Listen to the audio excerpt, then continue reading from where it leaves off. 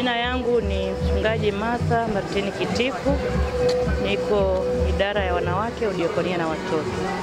Ujio wa Jumamosi kwa viongozi wa dini, mimi nimefurahi. Kwanza tunaombea, tunaamini wakija watasafiri salama na watafika salama.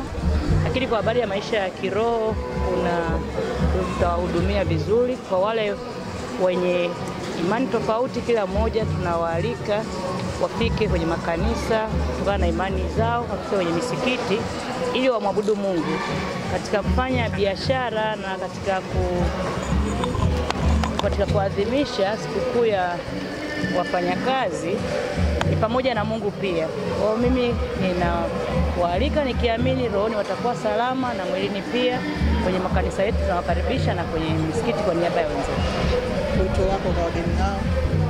Wawe na amani, maana hakika Singida yetu Mungu yupo, Mungu anatupenda. Wakifika waamini baraka za Mungu zitaambatana pamoja nao, na hakika hawataisahau kwa mema kwa ujio wao.